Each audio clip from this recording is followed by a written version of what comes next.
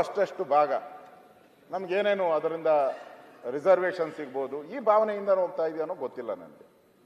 But ಬಸವಣ್ಣವರು ಅವತ್ತು ಹೇಳಿದರು ಒಂದಾಗಬೇಕು ಅಂತ. ನನಗೊಂದು ಸಣ್ಣ ಅಧ್ಯಕ್ಷರೇ ಕತೆ ಜ್ಞಾಪಕ ಬರ್ತದೆ. ಒಂದು ನೊಣ ಇತ್ತಂತೆ. ಆ ನೊಣಕ್ಕೆ ಜೇನು ತಿನ್ನಬೇಕು ಅಂತ ಆಸೆ ಆಯಿತು. ಆ ಮಡಕೆ ಇರ್ತೈತಲ್ಲ, ಮಡಕೆ ಮೇಲೆ ಜೇನು ಅಲ್ಲಲ್ಲಿ ಬಿದ್ದಿತ್ತು. ಫಸ್ಟು ಜೇನು ಅಲ್ಲಿ ನೋಡ್ತು, ಆ ಮಡಕೆ ಮೇಲೆ ಬಿದ್ದಿದ್ದ ಡಾಟ್ಗಳನ್ನು ತಿನ್ನುವಂತಕ್ಕೆ ನೋಡ್ತು. ಅದು ಮುಂದೆ ನೋಡ್ತು, ಇಡೀ ಮಡಕೆಯಲ್ಲಿ ಜೇನಿತ್ತಂತೆ. ನಾನು ಈ ಸಣ್ಣದು ಯಾಕೆ ತಿನ್ನೋದು ಅಂದ್ಬಿಟ್ಟು ಮಡಕೆ ಒಳಗಡೆ ಹೋಗ್ಬಿಡ್ತಂತೆ. ಮಡಕೆ ಒಳಗಡೆ ಹೋಗಿ ಜೇನ್ ಮೇಲೆ ಕೂತ್ಬಿಡ್ತದೆ. ಆಸೆ ಅನ್ನೋದು ನಾನು ಯಾಕೆ ಹೇಳಿದೆ ಅಂದ್ರೆ, ಜಾತಿ ಅನ್ನುವಂಥದ್ದು ಎಷ್ಟು ಬಲಾಢ್ಯ ಆಗಿದೆ. ಏನಾದ್ರು ತಗೊಬೇಕು, ಸಿಗಬೇಕು, ನಮ್ಗೆ ಅದರಿಂದ ಏನಾದ್ರು ನಾವು ಪಡಿಬೇಕು, ರಾಜಕೀಯವಾಗಿ ಬೇರೆ ಬೇರೆ ದೃಷ್ಟಿಯಿಂದ ಅನ್ನೋದು.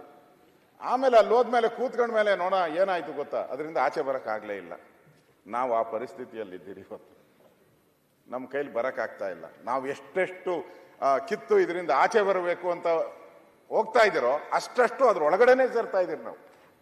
ಬಿಕಾಸ್ ಆಸೆ, ದುರಾಸೆ, ಇದರ ಪ್ರತಿಫಲವಾಗಿಯೇ ನಾವು ಇವತ್ತು ಈ ಜಾತಿ ವ್ಯವಸ್ಥೆ ನಾವು ಎಷ್ಟೆಷ್ಟು ಪ್ರಯತ್ನ ಮಾಡಿದ್ರೂ ಹೋಗ್ತಾ ಇಲ್ಲ. ಆದರೆ ಬಸವಣ್ಣವರು ಆ ಕಾಲದಲ್ಲೇ ಇವೆಲ್ಲ ಮುಖ್ಯಮಂತ್ರಿಗಳು ಹೇಳಿದ್ರು, ವರ್ಣ ಭೇದ ಈ ಥರದ್ದೆಲ್ಲ ಬಹಳ ಗಟ್ಟಿ ಇದ್ದಂಥ ಸ್ಥಳ.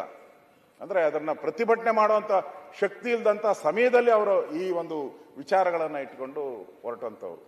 ಮಹಿಳೆಯರಿಗೆ ಪ್ರಾತಿನಿಧ್ಯನೇ ಇಲ್ಲ ಅಂತ ಹೇಳಿದಂಥ ಕಾಲದಲ್ಲಿ ಮಹಿಳೆಯರಿಗೆ ಪ್ರಾತಿನಿಧ್ಯವನ್ನು ಕೊಡುವಂಥ ಒಂದು ಕೆಲಸವನ್ನು ಬಸವಣ್ಣವರು ಮಾಡಿದ್ದಾರೆ.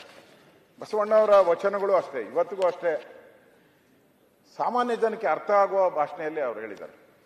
ಈ ಸಂಸ್ಕೃತ ಬೇರೆ ಬೇರೆ ಆದರೆ ಅರ್ಥ ಆಗೋದು ಕಷ್ಟ. ಆದರೆ ಬಸವಣ್ಣವರ ವಚನಗಳೇನಿದೆ ಬಹಳ ಸಲೀಸಾಗಿ ಜನಗಳಿಗೆ ಅರ್ಥ ಆಗುವಂಥದ್ದು ಆಗಿದೆ. ಅವರ ವಚನಗಳು ಕೂಡ